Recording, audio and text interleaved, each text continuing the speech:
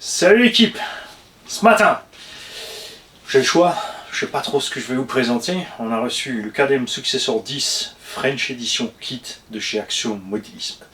Si tu veux savoir pourquoi ça s'appelle French Edition Kit, c'est parce que ce kit a été fait par KDM exprès pour nous à la demande de Stéphane. Tu les trouves pas, il voulait pas les faire, ils avaient les RTR, ils voulaient vendre quelques options et Steph a demandé un kit avec les options intéressantes. Il y en a encore 2-3 de plus, mais le but étant bien sûr de faire un kit qui est dans un budget acceptable pour se lancer là-dedans. Je te conseille d'aller voir le site Action Modélisme pour te renseigner sur ce produit. Si je t'en parle, c'est parce qu'il en reste. J'ai pas tout raflé. Je n'ai pris qu'un seul pour moi. J'ai été sage parce que j'hésitais sur 2 setups, donc je me suis dit je vais en prendre 2. Pour te dire combien KDM aussi, c'est génial. Ils ont fait une mise à jour sur certaines pièces produits.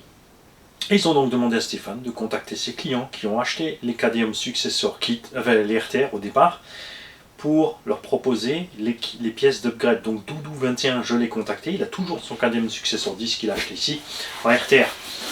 On causera de ça plus, je pense, dimanche prochain. Je sais, vous attendiez ce matin tous la Losi Pro Moto machin.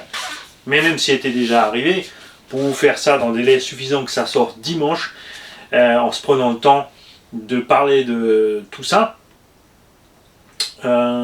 c'était pas possible puisque j'ai du boulot et après il te reste vite fait 1 heure ou 2 avant le samedi soir ou la nuit de dimanche matin pour faire le truc et j'ai pas envie de courir. Surtout que vous allez par Max de RC, la chaîne qui l'a reçu avant moi et on va vous le laisser présenter avant moi. Moi je ferai ma petite présentation aussi, bien sûr. Mais passez voir. Lui, à un moment donné, il y en a plein qui vont l'adorer, il y en a plein qui vont le détester.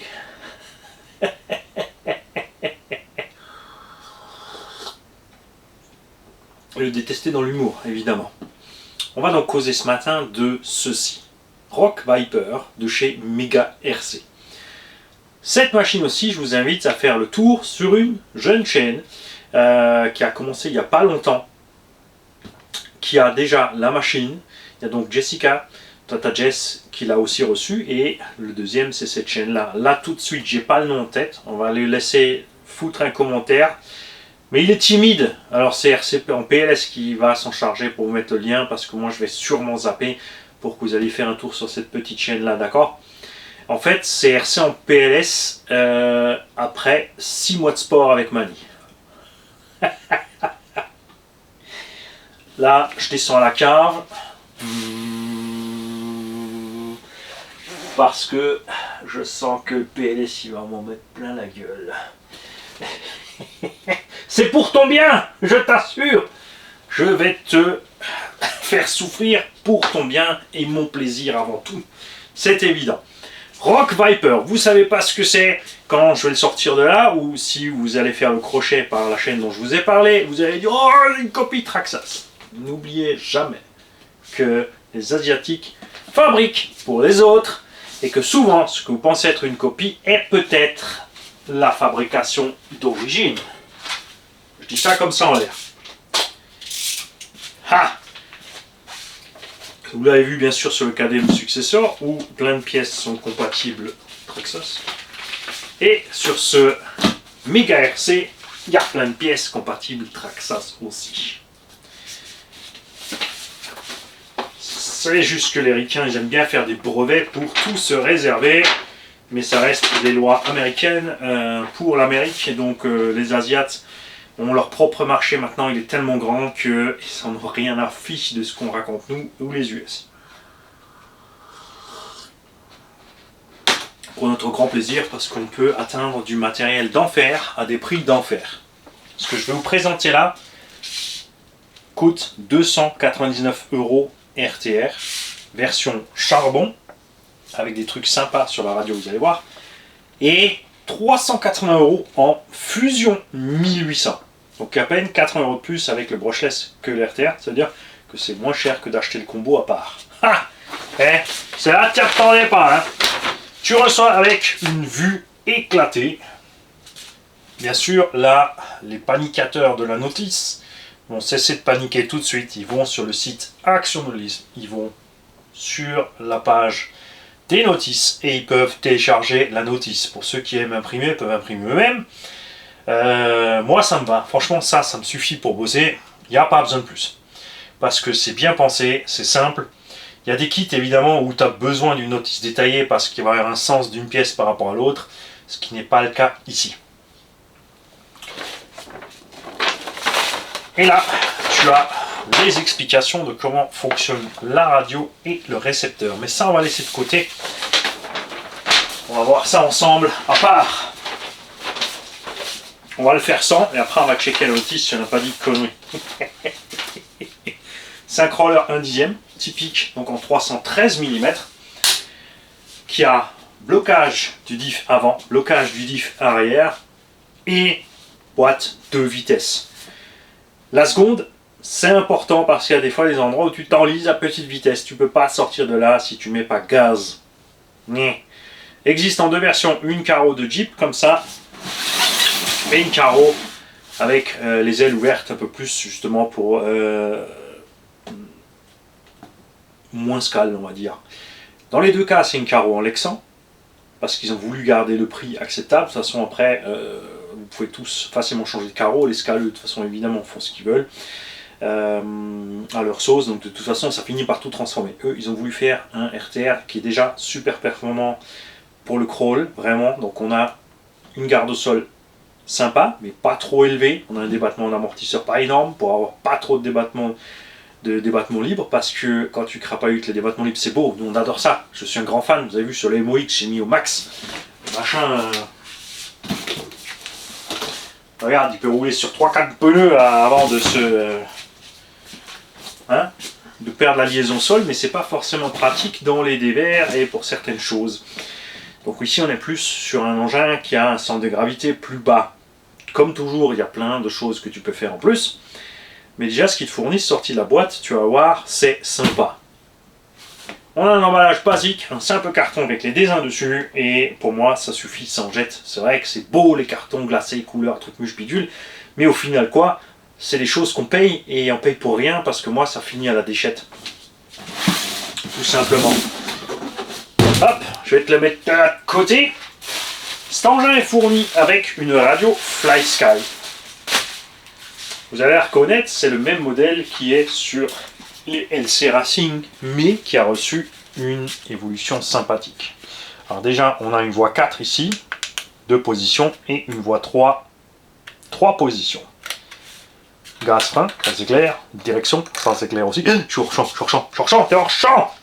Là, direction, voie à 3 positions, voie à 2 positions. Donc 1, 2, on-off. Et là, une demi-position, une position pleine. Sous le capot, l'interrupteur marche-arrêt, c'est comme ça qu'on dit en français, pour certaines notices françaises. Le dual rate de la direction, le trim des gaz, le trim de la direction, pas de dual rate des gaz, c'est un crawler, c'est un moteur charbon. Je vais t'expliquer pourquoi j'ai pris le charbon, à cause justement de ce qu'on peut faire avec la radio. Tu as l'indication de charge de la batterie embarquée dans le véhicule. Donc l'engin va repérer 2, 3S. Si tu mets une NIMH, il faut lui dire que c'est une NIMH, ou l'inverse, il va peut-être arriver paramétrer NIMH, il faudra lui dire que c'est l'hypo. Ça passe au rouge quand tu as l'hypo descend, ce qui est cool, parce qu'en crawler, tu roules toujours doucement, donc tu ne vas pas absolument remarquer ton cut-off. Là, tu as ta petite copiote qui va passer au rouge. On a des indicateurs d'éclairage avant-arrière, parce que cette radio dispose sur le récepteur de plusieurs prises pour mettre l'éclairage avant-arrière, clignotant gauche-droite. C'est directement prévu dans le récepteur. Ouais, je regarde en bas l'écran de retour, mais en fait c'est là-haut, t'es là-haut toi. Faut que je te regarde là, parce que moi je suis tout petit, je regarde par le haut, je devrais avoir l'habitude pourtant. Et tu auras donc les feux, les clignotants, tout ce que tu veux, c'est possible de le mettre. Et là tu as 4 petits switches. Je vais te tourner, attends un petit peu la lumière par là, si elle veut bien. Bouge pas. Voilà, comme ça, tu vois un petit peu mieux. On a ici 4 petits switches et ici un tableau. Alors c'est pas compliqué, il y en a bien sûr qui vont se faire des nœuds au cerveau, ils vont chercher le midi à 14. Pour moi, ce que j'en déduis là, tout simplement, c'est qu'on a 1, 2, 3, 4 tableaux. On a 1, 2, 3, 4 switches. Hein, donc le premier, tu fais le choix, soit à gauche, soit à droite, pour avant, arrière et frein, ou avant, arrière. Pourquoi? Parce qu'en crawler, avec un drag brake, souvent les mecs, quand ils font vraiment du crawl, ils mettent 100% de drag brake, c'est-à-dire que dès que tu lâches tes gaz, le véhicule freine. Et quand tu vas de l'autre sens, ben, tu peux avancer, reculer directement, ton frein est d'office au milieu. Tu peux virer ça. Tu as le choix de la batterie, donc LiPo ou NiMH. Le troisième switch, c'est le frein automatique. Là, tu peux choisir. Ah, donc je me suis trompé, il n'y a pas 4 tableaux, il y en a 3. En fait, ils sont bien séparés en 3. Les deux derniers switches, c'est pour choisir 0% de frein automatique, 50%, 75% ou 100% de frein automatique. Ça, c'est cool. Donc moi, je me dirigerai vers un véhicule marche avant avec le frein, auto à 50% et un frein normal sur la gâchette. Ça, c'est ce que moi, je préfère. Ce qui est cool, c'est que tu peux... Bah oui, c'est dimanche matin, café, les gars. Ce qui est cool, donc, c'est que tu peux le changer à la radio. Pendant que tu roules normal, tu peux mettre 0 drag brake, marche avant, arrière et frein, faire ton petit passage en seconde, à la vitesse où tu veux, et ensuite, si tu arrives dans des parties compliquées, tu peux switcher à 100% avant, arrière direct par la radio. Et ça, c'est quand même super cool.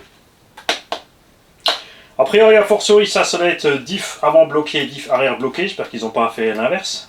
Moi, j'aime bien comme ça. L'avant, c'est celui que tu bloques en premier pour franchir, ton nez qui te touche. Et l'arrière, il faut pouvoir le débloquer à part pour pas partir en crabe dans les virages. Et celui-là, c'est le switch sûrement 2 positions. Quoi? Voilà. Si tu as déjà vu la vidéo du gars qui fait du crawler, je crois qu'il s'appelle crawler TP ou TP crawler quelque chose. Et lui, il a dit l'inverse. Comment ça se fait? Et tu racontes la merde, mamie, les deux diffs se bloquent en même temps, c'est dommage. Tu ne sais pas tout. Car je ne suis pas ingénieur, mais bricoleur. Et les bricoleurs, des fois, comme ça, ils ont des idées à la con que l'ingénieur n'a pas eu. Je dis ça comme ça. J'ai donc choisi le modèle avec la carreau plus accès performance, parce que la Jeep elle me plaît pas plus que ça. Et ça permettra à quelqu'un, parce que du coup il reste une Jeep en stock, de se jeter sur la Jeep qui lui plaira sûrement plus. Moi comme ça me fera moins mal pour les retournements. On a des pneus dessus qui ressemblent fortement à du Proline Irax. Et comme souvent aussi, c'est la même sensation, le même pointage. Les jantes t'aiment ou pas, je suis pas super fan de ces jantes là. Mais, alors ça, c'est du bedlock. Et oui, j'ai pas regardé la vidéo de l'autre crawleriste, puisque le but c'est de découvrir. Si je regarde les vidéos des autres, je découvre rien. D'accord? Et comme ça au moins vous pouvez regarder sa vidéo, la mienne, vous pouvez comparer et me dire, voilà, t'as oublié ça, t'as oublié ça, t'as oublié ça, t'es vraiment une bille en crawler. Parce que oui, ça c'est vrai. En pilotage aussi. On a des jantes qui sont bedlock à l'intérieur, c'est-à-dire qu'on peut enlever le pneu. Ce qui fait que pour lester la bête, ça va être super facile. On enlève le bedlock, on met du plomb dedans. Attention, tu coupes la mousse. Plus tu mets d'épaisseur de plomb, plus tu dois couper la mousse. Sinon, tu vas changer la réaction de ton pneu et ça va pas bien se passer. Donc pour lester facile, on a pont portique avant et arrière. Et si c'est compatible avec Traxxas, ce qui est cool, c'est qu'on pourra prendre les sorties de pont laiton, enfin les carters de boîte de réduction laiton, qui sont déjà disponibles pour Traxxas. Et comme tu viens de le voir, la direction, elle, et ça c'est cool, quand les fabricants font les trucs eux-mêmes pour eux, et ben la direction elle-même, elle tourne à 45 degrés. On a donc les ponts portiques, les blocages, déblocages diff, la boîte 2, ce que Axial se refuse à faire, les déblocages diff. Il faut qu'ils se réveillent, hein. Ils sont en train de se faire enterrer, et merci Horizon Bee bien évidemment de tout bousiller. Comme j'ai dit, débloquer les diffs, bon. Encore l'avant je peux comprendre, tu roules tout en bloqué, mais l'arrière c'est vraiment chouette dans les DVR. Et bien sûr Axial utilise d'autres choses, hein, comme le dig, le machin, le bidule, l'overdrive, underdrive, mais ben, j'aime bien débloquer. Dans l'idéal, on aimerait bien une fois avoir un crawler qui peut débloquer ses ponts, qui peut a du overdrive. Enfin après, overdrive, underdrive, c'est un peu la farce, puisque si un pont tourne plus vite que l'autre, tu as celui-là qui est en overdrive et celui-là en underdrive de toute façon. Ce qu'ils veulent t'expliquer par là, c'est par rapport à la normale. On va dire que tu as une vitesse 1. Si tu mets de l'underdrive devant, il va aller moins vite que la vitesse 1. Si tu mets de l'overdrive, il va aller plus vite que la vitesse base. Ok? Donc c'est juste pour dire qu'il y a un train qui tourne plus vite par rapport à la normale, l'autre tourne normal et l'autre moins. Mais en définitive, c'est comme quand tu as une jambe plus courte que l'autre. Si tu as une jambe plus courte, tu en as une qui est plus longue. Tu vois où je veux en venir? Tout simplement.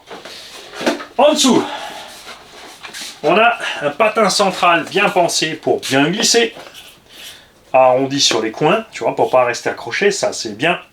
On a du cardan télescopique plastique avec de l'articulation métal. On a des liens en acier, 4 à l'arrière, 3 à l'avant. Une barre Panhard à l'avant, ou barre anti-dévers, Panhard étant le nom de l'inventeur. Et elle sert à empêcher le pont de bouger à droite à gauche.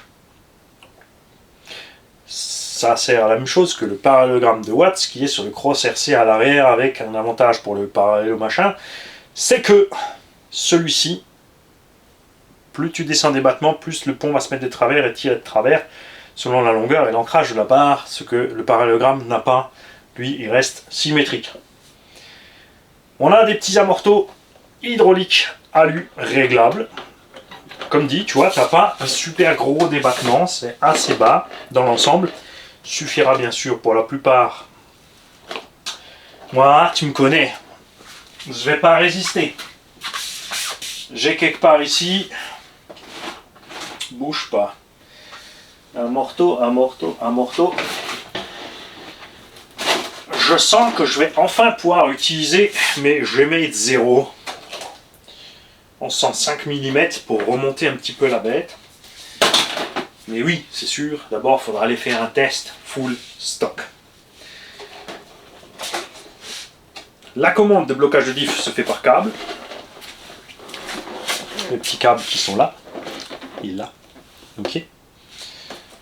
On a les marche-pieds. On voit aussi qu'on a un petit verrouillage on-off qui est prévu certainement pour d'autres carrosseries que celle-là. Donc on ne sait pas si c'est un modèle, comme je ne connais pas la marque, si c'est un modèle qui est déjà sorti qui avait ça, ou s'ils ont prévu quelque chose pour un autre modèle. Un truc peut-être plus calme, avec pas les clips au-dessus, mais juste les verrous par le dessous.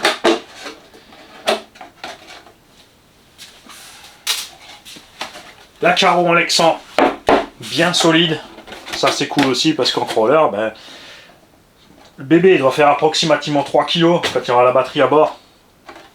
Donc quand tu dégringoles la caillasse, c'est quand même sympa d'avoir une carreau qui ne te pète pas tout de suite à la gueule, hein. Ça c'est sûr. Et voici au cœur de la bête. On a garde-boue avant-arrière, côté caisse, qui empêche en utilisation normale d'avoir trop de saleté qui rentre. Quand bien sûr comme moi tu es un fanat de rouler dans la gadoue, ils servent à rien, ça en fout partout quand même. On a le cerveau Prums 2 ici, et le cerveau blocage diff avant et arrière là. Version charbon moteur 550, donc ventilé. Le bac à batterie qui peut accueillir une petite batterie ou une grosse. Et bien sûr, tout à ton aise et ton choix de déplacer les éléments. Par exemple, nous avons le vario qui est ici devant le cerveau, mais on peut bien sûr déplacer le vario qui est très léger sur un des deux côtés, par exemple, et aller mettre une toute petite lipo là-dedans. Le connecteur est en DIN, ce qui est bien, parce que la plupart des mini-lipos comme ça sont DIN, et pour le crawler, c'est vrai que tu n'as pas besoin de plus. Tout ce qu'il te faut pour faire fonctionner un engin comme ça, c'est une petite lipo, par exemple comme ça, 2S 2200 ou 3S 2200. C'est très léger, ça coûte pas cher, c'est une trentaine d'euros la paire sur Amazon, j'ai pris celle-là. Je voulais que ça aille vite. Pourquoi j'ai les deux? Parce que j'ai commandé vite pour le Valkyr AV450 et j'ai cliqué 2S au lieu de 3, donc j'ai racheté les 3. Ça tombe bien parce que ceux-là, du coup, on peut les utiliser partout pour les kits LED, les sons et ce genre d'engin. Avec une lipo de ce type, ce genre d'engin a déjà une autonomie sûre et certaine d'une demi-heure. Je pense par là, facile. Avec le charbon, avec le fusion, tu vas faire l'heure. Avec le charbon, si tu mets une grosse lipo 5000, je t'invite à faire très attention à la température de ton moteur parce que tu vas rouler tellement longtemps, qu'il va chauffer tellement longtemps, tu vas avoir un problème puisque tu ne roules pas vite un crawler, donc tu n'as pas beaucoup de vent qui passe. Il a bien sûr une petite turbine de refroidissement à bord à laquelle tu vas devoir faire attention en cas de petits graviers, caillasses ou flotte. Flotte surtout boueuse. Si tu fais ce genre de choses, ça va peut-être pas bien se passer. Il va falloir se renseigner aussi si l'émetteur, enfin le récepteur variateur ici tout en un Fly Sky est bien étanche. Je pense que oui, a priori c'est écrit PPX7 avec la petite goutte d'eau, donc ça devrait aller. On n'a pas de voie 2, hein.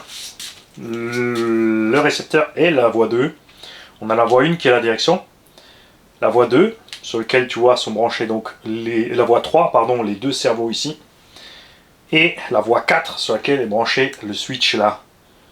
Et là il y a Crawler TP qui fait des bonds à la maison. Non, non, non, c'est l'inverse, qu'est-ce qu'il a fait, comment ça se fait? Et on a ici une petite lumière dans le pare-choc. On n'a que la lumière devant, on n'a pas de lumière derrière, c'est un peu dommage. On a un gros pare-choc devant aussi, sympa, les plastiques d'ailleurs, on a un bon feeling.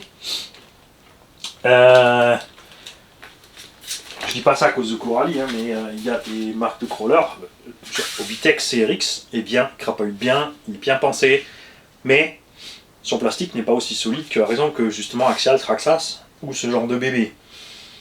Et le problème, c'est quand tu dégringoles, je l'ai vu faire, j'ai vu des gamins qui avaient des CRX super contents, ils ont dégringolé une pente, châssis banané, sortie de pont pété, ce genre de choses, c'est dommage. C'est un adulte, pas grave. Mais quand un enfant qui a mis ses économies, c'est un peu dommage. C'est pour ça que je ne suis pas fan du CRX, pas point de vue performance, point de vue solidité des plastiques. Parce que ouais, en crawler, tu peux dégringoler. Donc il faut quand même un minimum. On verra donc si celui-là est à la hauteur de ces attentes-là, côté solidité, si ça correspond bien à ce qu'on espère.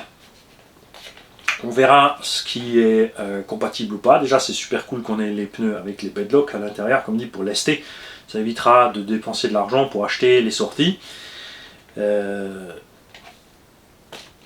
le plomb, tu peux acheter ton garagiste, tu prends du plomb à coller pour Jean Talus. Tu peux l'avoir sur Amazon, mais il faut acheter 20 kg. C'est ce que j'avais fait, j'en ai distribué à tout le monde. Mais il doit m'en rester encore quelques mètres. Où je les ai mis d'ailleurs? J'ai tout rangé, donc je les avais en main. Quelque part dans cet atelier, il doit rester 2-3 mètres de plomb. Et on va s'en servir, pas tout de suite, on va l'utiliser full stock.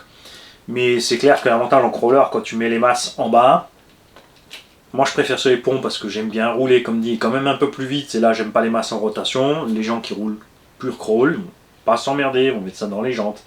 Attention, comme dit, simplement à pas mettre trop de hauteur, à compenser avec les mousses, puisque ça va être du volume d'écrasement perdu. Le plomb, lui, va pas s'écraser quand tu vas rouler, hein, donc faut pas en mettre, tu peux pas en mettre autant que tu veux non plus. Très important toujours de le fixer comme il faut à la jante, ne compte pas sur la colle qu'il y a dessus, hein. Tu le fixes, tu mets un Rilsan autour ou un Serflex et tu bloques tes plombs sur ta jante parce que sinon ils vont se balader.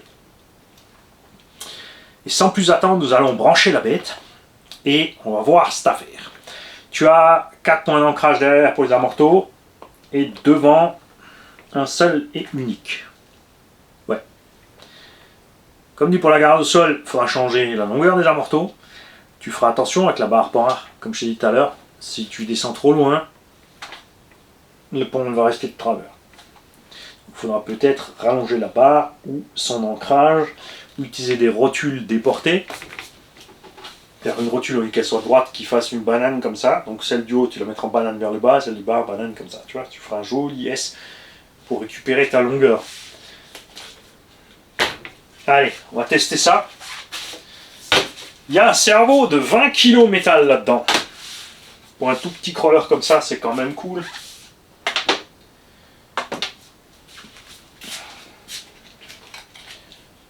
La batterie, c'est pareil, hein, tu la mets comme tu as envie.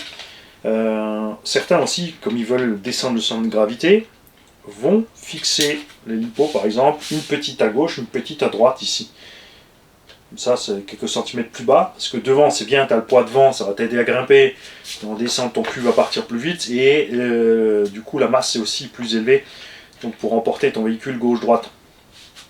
Setup suspension d'origine d'ailleurs, c'est pas mal. On est assez souple, mais pas trop. Ouais, ça devrait le faire. Et, bah, il faut brancher, mamie. Voyons voir cette affaire. Ok. Direction. Tu feras attention. Le dual rate est en sonore, je crois. On va voir ça. Non, même pas. T'as un petit clignotement quand tu bouges. Si ton engin, quand tu sors de la boîte, il braque pas à fond, panique pas. Tu vois, c'est là. Oh la vache. Si tu fais très attention, si tu vas loin, ça va forcer. Donc évidemment, tu vas fatiguer le cerveau. C'est les petits roulements qui sont dedans qui vont prendre plein la gueule. Tout ça, hein. T'y penses. Et on a donc la voie ici sur Proms 2.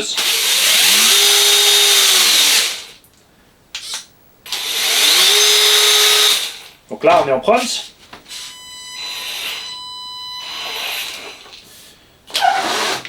Ah oui, ça, avec le frein auto, c'est sûr, à la Proms. Et là, on est en 2.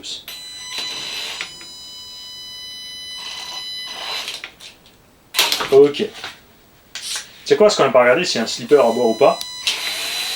A priori, il devrait. Alors, on va essayer d'aller tout doucement.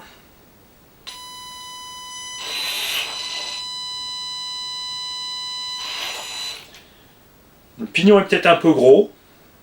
Tu as du mal à doser vraiment très lentement. Ça, bien sûr, les versions Fusion. Franchement, pour 80 € de plus, le Fusion, c'est cool. Pourquoi je n'ai pas pris le Fusion? Parce que 1800 kV.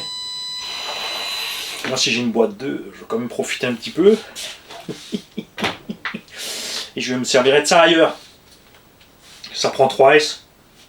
Traxxas n'a jamais été foutu de faire un combo 3S dans ses engins de débutants.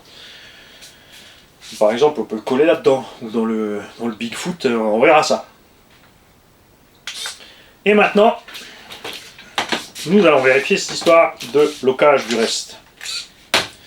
On est donc libre sur le diff avant et libre sur le diff arrière. Ok? Je vais te le laisser à l'envers. Position 1, on a bloqué le diff avant. Oh! Comment il a fait? Comment il a fait? Il a triché! Il était déjà dehors de la boîte, de toute façon. Que je suis vilain! Position 2, on a bloqué l'arrière. Hop, on débloque l'arrière. Hop, on débloque l'avant. Ah, il est vilain, Mani. Je te le refais. Hop.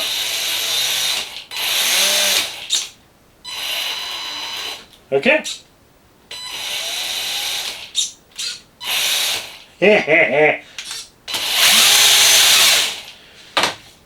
T'inquiète pas, je vais vous expliquer comment ça se passe.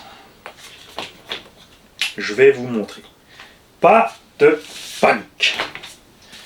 No stress. Tiens, petit coup d'œil sur la petite LED. Juste histoire de t'aveugler. Je vais peut-être laisser allumer. De toute façon, il va pas se barrer tout seul. Hein, et puis même à la vitesse où il va pas aller bien. Ouais. Je t'explique. J'ai triché. D'origine, le constructeur a prévu blocage diff. Quand tu appuies là-dessus, les deux cerveaux s'enclenchent à donf. Et ton passage de vitesse ici. Ce qui est un peu con, puisque là, tu es entre les deux, tu racles tes pignons. Donc il faut systématiquement bouger tout le truc pour passer Proms 2. Et là, tu bloques tes deux diffs.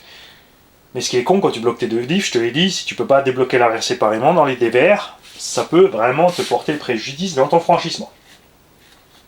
Ce que j'ai fait, c'est donc ce que je fais depuis longtemps sur plein de véhicules, c'est d'utiliser la voie splittée ici pour les blocages séparés. Alors regarde bien ce qui se passe. Je vais t'enlever déjà le petit pousse-toi, l'équilibreur. Voilà, tu vois bien les cerveaux là, ils sont bien en hauteur, ouais. Regarde bien les cerveaux là. Ça c'est l'arrière, ça c'est l'avant. J'ai tout simplement tourné le palonnier vers l'arrière tout droit et l'avant moite-moite. D'origine c'est l'inverse. Résultat, un cran, les deux cerveaux bougent, mais seul l'avant est tiré suffisamment pour bloquer, et l'arrière, lui, ça suffit pas encore. Je passe le deuxième cran, lui continue, mais il a de la place, il a son sauve-cerveau qui fonctionne, qui l'empêche de trop tirer sur le câble, plus il y a le plastique qui flexe, et ici, on a atteint un point de tirage suffisant pour bloquer l'arrière. Tu vois ? Pour faire l'ajustage de ça, il y a des radios qui ont bien sûr des trims séparés. Là, tu peux pas, donc tu dois tourner tes sauve-cerveaux de façon à ce que ça le fasse. Tu fais très attention, c'est des cerveaux à pignon plastique, donc tu tiens bien ton palonnier et tu desserres doucement cette vis, tendrement, avec amour. Et pour ajuster, comme tu peux le voir ici, regarde le levier, ce que je lui ai fait. J'ai chauffé tout simplement au décapeur thermique et j'ai plié mon levier de façon à ce que ça marche de façon optimale. Puisque pour l'arrière, il me manquait un tout petit peu. Et grâce à ça, maintenant, c'est possible. Les réglages. Donc, à la radio de Toolbins. Là, on est en mode... je vais te virer, bouge pas, je vais te virer le frein auto que tu puisses bien voir. Stop. T'as pas déverrouillé même.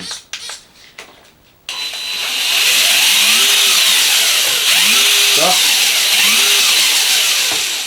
Frein et marche arrière. D'accord ? Maintenant, je vais passer en marche avant-arrière direct.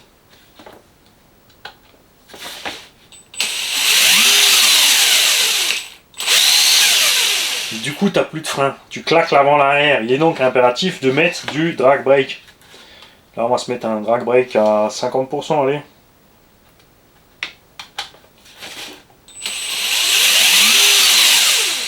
Freine doucement et repart en arrière. Si tu utilises ici ton avant-arrière avec frein, tu as ton drag brake, tu vois, plus le frein. Puisque le frein, lui, ne freinait qu'à 50%. Et toi, tu peux freiner plus fort. Et en reprenant l'arrière, tu pars en arrière. Batterie, ben, ça dépend si tu roules en IMH ou en lipo, évidemment. Et le drag brake, tu peux l'ajuster autant que tu veux. On peut le mettre à 100%. Alors ça, bien sûr, c'est violent. On va rester en proms.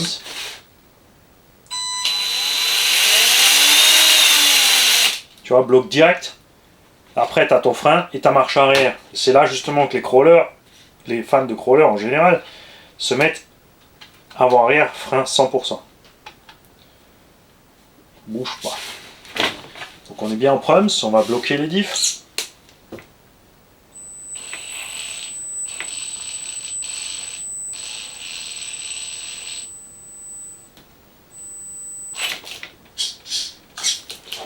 Allez, reste là. Tu vois, et tu peux repartir avant-arrière directement comme tu veux. Le frein étant automatique direct.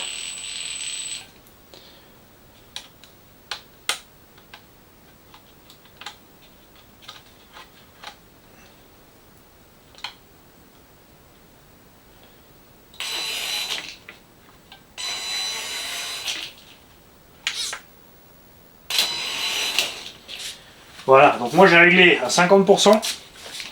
Je vais juste faire une petite pointe par là-bas.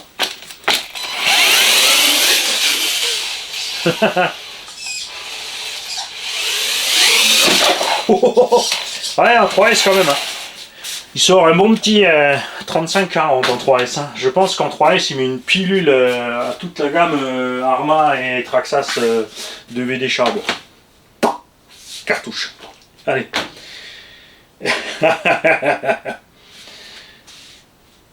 Là, j'ai la lumière devant qui clignote. Peut-être que quelque part, j'ai touché un truc qui fait que tu as la lumière qui se met à clignoter ou pas.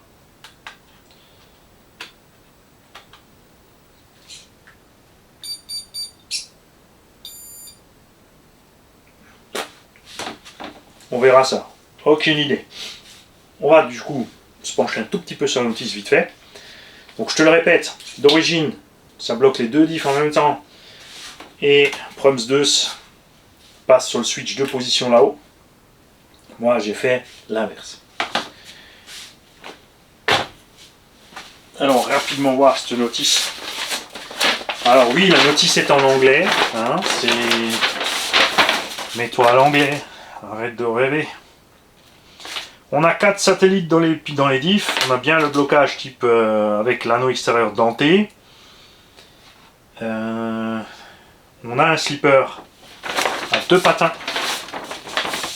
Là. On va pas démonter la machine puisque on a fait le kit TRX4 Sport. Donc c'est une variante de ça, tout simplement. Ok. Alors pour la lumière, donc ça c'est juste l'indication de lumière.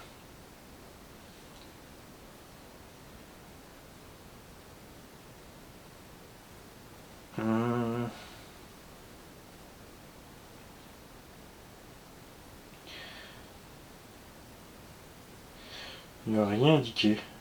Oh, il y a un mode débutant.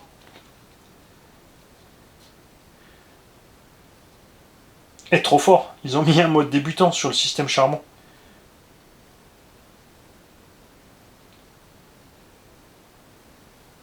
Alors, pour brider la bagnole, alors ça c'est funky.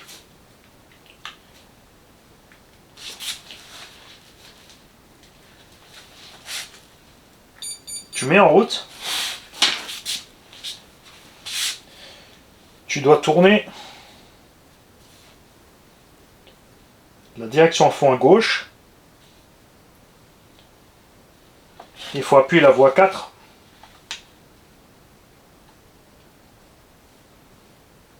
Si tu n'allumes pas la radio, Mani, il va se passer que dalle. Donc je fais ça.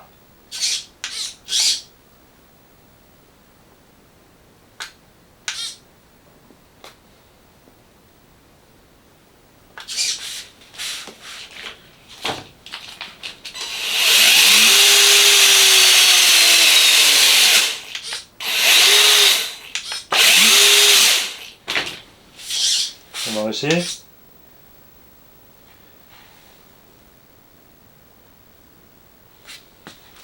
Ah, il y a un truc qui est censé flasher sur le récepteur. Bah, il se passe que dalle. Il se passe que dalle. C'est peut-être pas sur celui-là. Quoique, il y a bien tout le dessin et tout.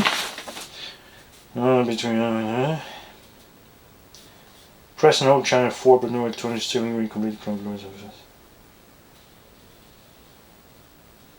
Ah. Ok, il faut éteindre. On tourne, on appuie là et on allume. Et là, effectivement, tu as vu qu'on a la LED qui a switché.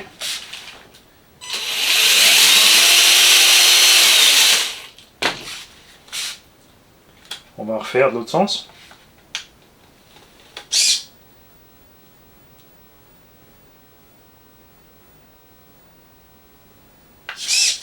Là, la LED n'a pas switché. Ah, quand tu reviens, ça suit. Ah, c'est quand tu y vas que ça clignote et quand tu rappuies dessus, c'est. Ah non, stop, c'est peut-être systématique. Attends. Je te dis une connerie. Peut-être que. Si, là, regarde. Là, on a switché en mode 50. On va éteindre. On va rallumer. Il est resté en mode 50. Effectivement. Là, on peut rééteindre. On refait la manip. Et là, il se passe rien et là, on est en mode 100. Excellent. On a un fail-safe. Alors, oui, sur un... On a comme ça, c'est si la radio s'éteint, tu lui donnes une fonction de base à faire. En électro, en thermique, tu donnes un frein. Si tu donnes un frein en électro, vu que c'est la même commande que la marche arrière, si le véhicule est arrêté et que ta radio est arrêtée et que tu démarres ton véhicule, lui il n'a pas l'impulsion de frein, il a juste l'impulsion reculée ou rien. Résultat, même radio éteint, il va foutre le camp. Généralement en marche arrière ou avant, ça dépend du sens de rotation moteur par défaut. Mais tu peux mettre par exemple la direction braquée à fond. Après c'est un crawler, il va pas trop aller. Enfin tu vois, 35-40, tu me diras pour le rattraper, tu peux y aller. Hein.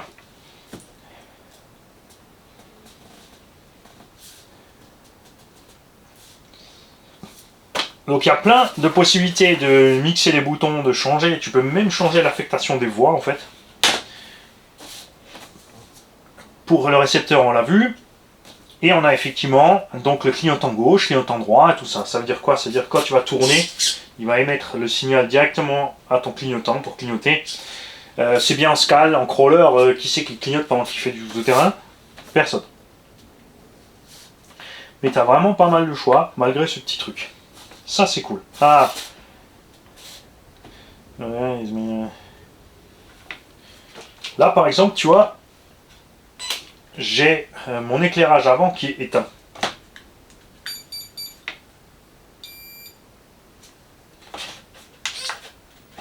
Ça veut dire que en bidouillant là, j'ai déprogrammé quelque chose sur la lumière.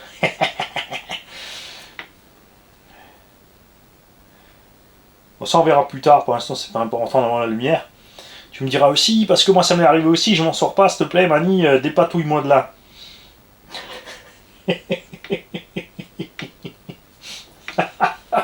Ouais, c'est pas exclu. C'est pas grave.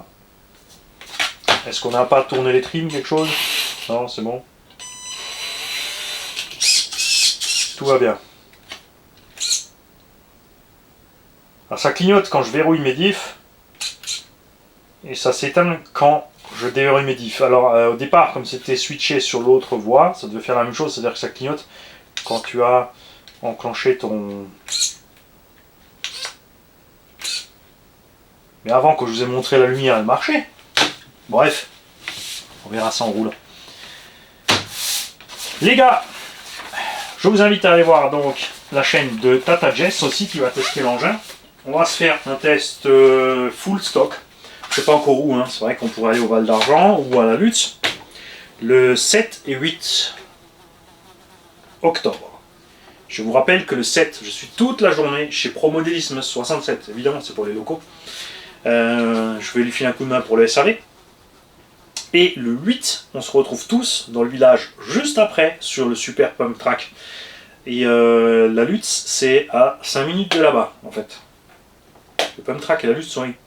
Il y a 5 minutes entre les deux. Donc c'est peut-être le moment, samedi, si je suis chez Promodélisme 67 aussi, lui il est à 10 minutes de la Lutz. Un moment, samedi, de vous fausser compagnie pour le SAV et d'aller tester l'engin full stock. Emmener les plombs, équiper les plombs sur place, je pense pas que je vais faire. Je m'amuserai pas non plus à changer le setup sur place, des suspensions ou quoi. Ça on fera ultérieurement. Tu peux acheter une tonne d'options qui sont adaptables évidemment sur ces châssis. C'est simplement un rail alu épais. Ils n'ont pas fait une ferraille en U. Pourquoi? Parce que ça leur plaît comme ça. La plupart, chez Traxxas, pour économiser, ils ont fait juste une ferraille qui est pliée en U. Eux, ils ont fait une plaque alu complète, de deux hanches que derrière. Ils faisaient de l'alu ou de la ferraille. On va voir ça. Ouais. C'est de l'alu.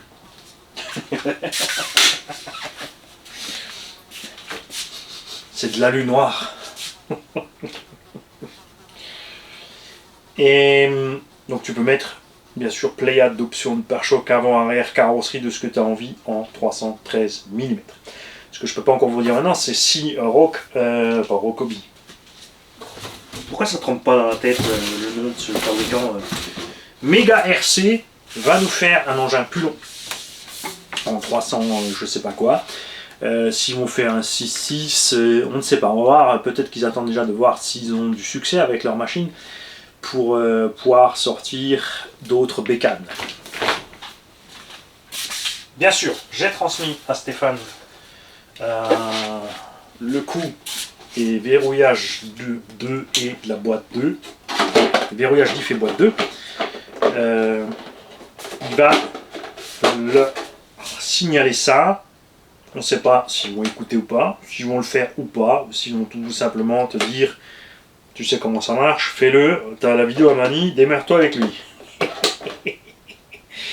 Voilà, en tout cas, pour ceux qui étaient un peu déçus d'avoir ce blocage diff qui se passe simultanément avant-arrière, comme tu peux le voir, très très facile de le passer en Avant d'abord, arrière d'abord. Alors bien sûr, si toi tu préfères d'abord bloquer ton arrière et ensuite ton avant, ça te regarde. Mais je te le déconseille. J'ai déjà moi une deuxième carrosserie transparente pour cette bécane parce que je voulais faire une petite modif sur le Rock Soccer CR01 qui est chez Chuck RC, passez voir la chaîne Chuck RC, et il a été agréablement surpris du setup qu'on a fait avec les huiles de diff dures, parce que donc malgré qu'il n'y ait pas de blocage diff, on a de l'huile très dure devant, de l'huile moyenne à l'arrière, le machin il passe partout sur les circuits de crawler, donc c'est quand même sympa. Et comme dit, moi j'aime bien ce côté réaliste de tu as la roue qui rip, tu mets un peu plus de gaz, tu doses, tu passes, surtout avec le fusion dessus, c'est super facile. Donc si tu as envie de t'en prendre un, évidemment, ouais, je peux te dire chope-le avec un fusion si tu as envie. Si comme moi, tu veux pas absolument le 1800, parce que tu veux un peu plus, tu te prends le charbon et tu changes toi-même le fusion. Alors tu peux prendre avec le fusion 1008 et mettre toi-même un fusion 2004 et revendre le fusion 1008. Du coup ce serait pas plus mal, tu es au même point. Moi j'hésite encore. Alors déjà comme dit, on va faire les tests stock, il prend 3S, déjà c'est cool. J'aime bien le fait qu'on ait... C'est vrai que c'est sympa, cette histoire de drag brake à la radio là, pour les mecs qui font que de la crapahuite, ça peut être cool. Et je sais pas encore ce que je vais y coller dedans. Voilà. Peut-être un petit 36-70. Je rigole. Non, j'ai pris cette bécane parce que j'ai envie d'en faire un petit rock racer. Tu vois, vraiment dans l'esprit rock racer. Il est déjà bas, tu as déjà le petit débattement de suspension. Il y a moyen, je pense, de faire un petit truc sympa à niveau rock racing. Je rappelle que les rock racers, ils se traînent pas. D'accord. Il existe plein de petites cages en 1/10 313 mm disponibles déjà pré-montées qu'on peut adapter dessus.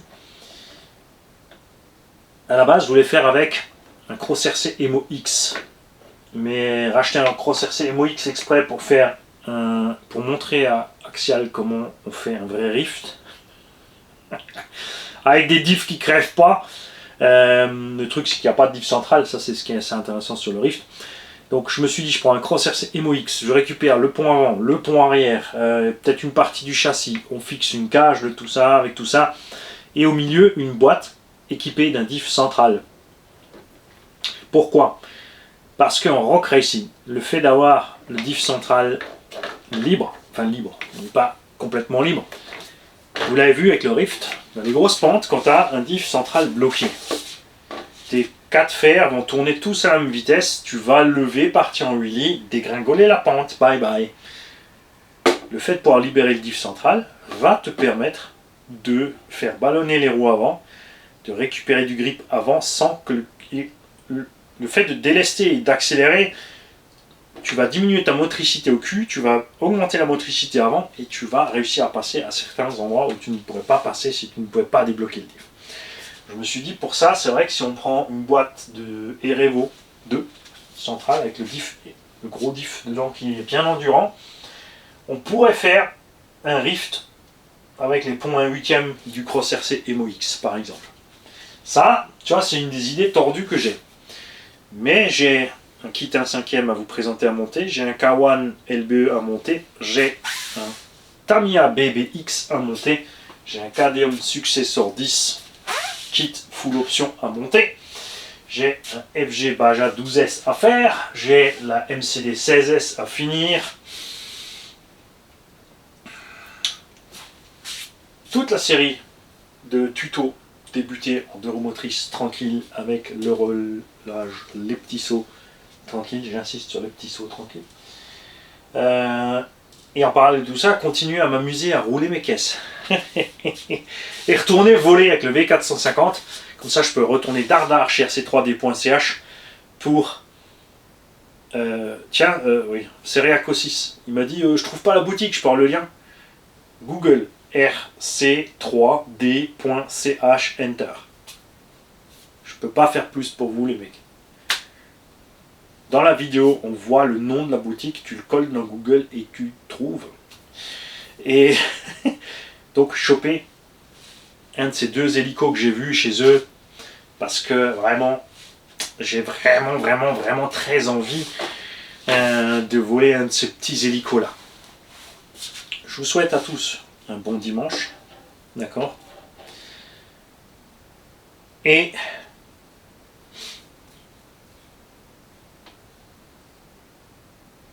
non, je vais pas le faire maintenant. Ouais, j'ai failli vous faire un jeu là, mais non. Ça, il faudrait déjà que je finisse les autres, hein, parce que sinon on va cumuler, ça va être le bordel.